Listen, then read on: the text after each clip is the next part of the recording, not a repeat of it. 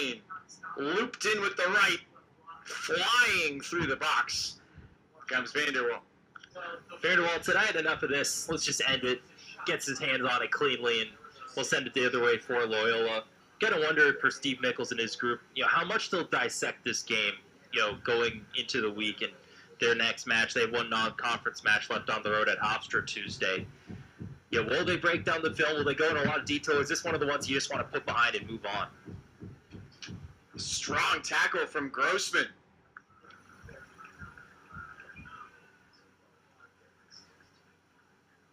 Some interesting play on there in the middle of the field on either side. Grossman tries to keep it in bounds, cannot. It'll be a throw it back for the Greyhounds.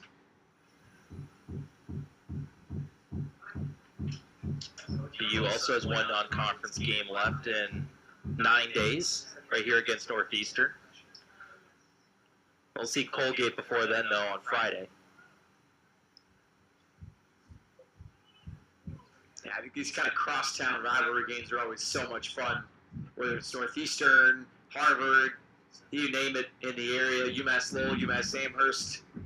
So much close competition, and they relish the chance to go at each other.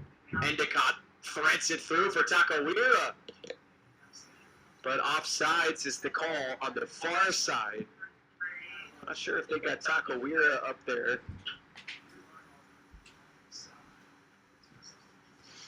Regardless, he will check out.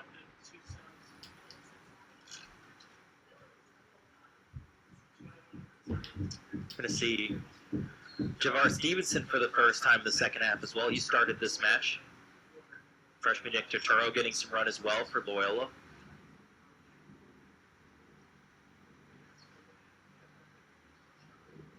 Turturro also already with a goal this year, I should say, brings a lot of speed and kind of similar to Meyer in that no-fear approach with the pressure he puts on near the front. A lot of pride coming in to this Loyola program. His dad, George, was a Loyola alum.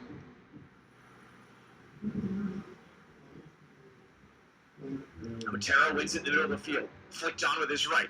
Run on the far side. Williams. Beat to it. How about the hustle play?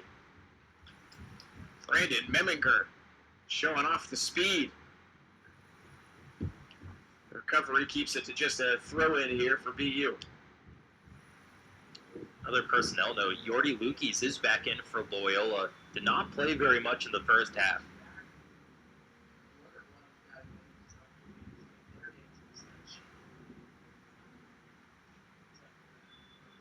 Playing it through the back under 8 minutes to go. Here between the Terriers and the Greyhounds. Tie up in the middle of the field. Long run. Didn't have the numbers. That is Turturro. You see how he just presses out. He was a great lacrosse player in high school as well.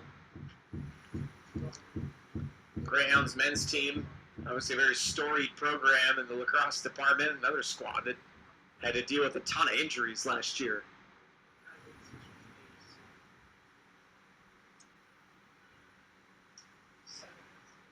You've got Loyola in the second half and who is and isn't getting playing time. And obviously for BU, you get some of these guys in to get them fresh, some of the younger players, some experience, some guys coming back, some more run to ease back in. If you're Loyola with some of these substitutions, some of these players could be going for playing time moving forward. Some guys in the first half not coming back in, playing very little in the second half. It feels like anything is on the table for Steve Nichols' group as they try to figure things out and get right. Good look at Steve Nichols there in the background as they were setting up for that free kick coming in from Lukes. He actually had a chance to get up a day early to the Boston area on a bit of a recruiting trip, met the team when they traveled yesterday. Got a chance to check in on some of the club levels being played up here in New England. Long cross into the box, easily handled by Saadat, who came off his line. Bit of an assist from Roman right there, staying with his man as well. First action in a while for him. Hasn't played since late August. Still feels like late August out there. I can't believe the weather that we've had in the Boston area this week. I mean, it has been nuts to think we're into October and we're still having 80-degree days. That's New England for you. All 4 seasons, for sure. Just not what you expect. Always good for that one random snowstorm in October as well. It's crazy in 1 month. You can have 80 degrees and also snow. Nice overlap around here from the Greyhounds, pushing into the box. Dangerous spot. Cleared out, so Saadat on some contact. Second chance at a wide open net. Greyhounds couldn't track it down. Still pressing forward. Creating up there was Turturro. Saadat was taken out of the play for a moment, not completely on his back. Loyola had a chance, but not quite where they wanted it. Team still playing hard here in the late stages. By the way, speaking of those early snowstorms, had one of those in Wyoming yesterday. Early October snow. Another long cross in the box. They got the numbers up ahead. Tucker pressing forward. It's off a BU defender. And a corner kick here for Loyola.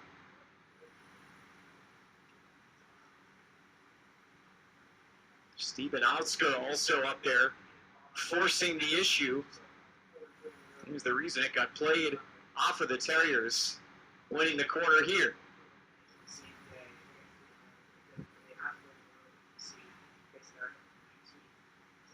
Looped in with the right, over the head, ping-ponging around, it's loose, still going in front. It was batted down with both hands by Saadat, whistle through the chaos. And that's against the Greyhounds. It'll be a free kick over for Saadat.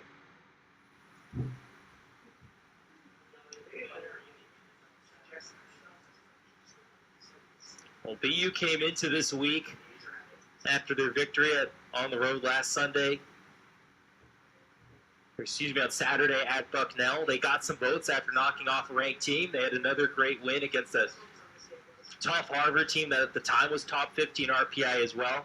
And then they score 4 goals here at home against the conference opponent. BU has a chance to maybe crack that top 25 next week.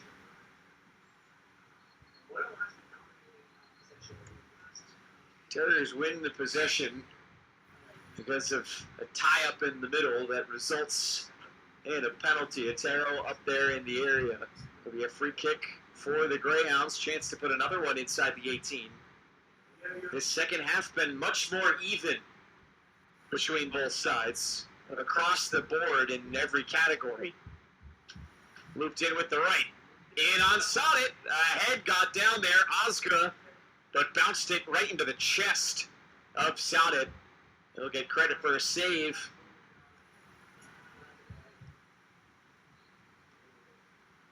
Under 3 minutes to go now.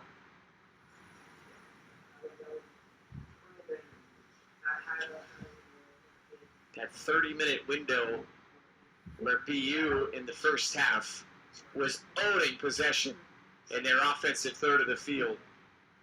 The big difference in this game so far is that. Yeah, that really helped them separate and get away. Got a little lucky on that one off Vanderwall, but still multiple goals in that span. Loyola just has not had the offense today to keep up. And here in the second half, they needed all the help they could get. Against some bad luck, another score for BU pretty much put them out of the picture.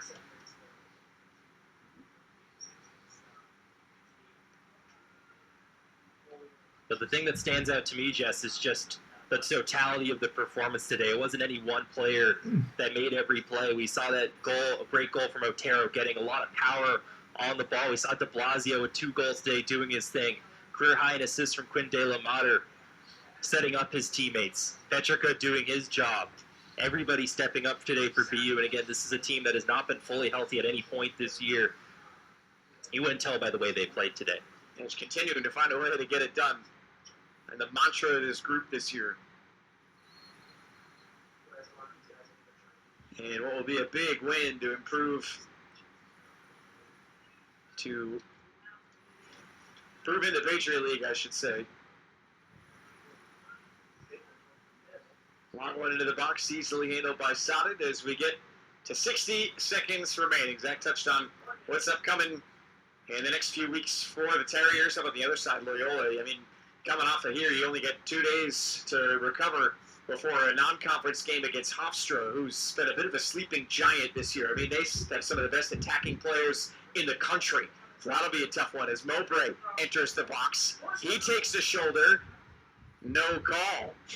So goal kick for the Terriers. Again, probably not a surprise there. We've seen our officials today allow players to get physical with it within reason. Maybe some of it's wanting to get out of here to beat the traffic. Game's almost over, but yeah, that's how the game's been officiated across the board today. A lot of tough play, nothing too crazy. Reasonable contact, as you said. Going to follow that Hofstra game for the Greyhounds. They'll have Lafayette and Colgate kicking off their Patriot League over the next couple. But BU gets another big win in the Patriot League. The brace from Andrea de Blasio, that second tally here in the second half, really blew the lid off of it at Nickerson Field, pushing the lead to 3, didn't relinquish another. What a game for the hometown Terriers. Terriers looking strong. That's 3 wins in a row for the last 5. This team's hitting their stride, and perhaps we haven't seen their full potential either, but they showed a lot today. They know they haven't, but somehow they just keep on getting better no matter who's out there. De Blasio again with the 2 today, and a big game for him in front of an alumni crowd, giving him some energy. Well, thanks so much for joining us this afternoon, everybody, alongside Zach Austin, Claire Chen with us on the sideline. I'm Jess Todd. This has been a presentation of the Patriot League on ESPN.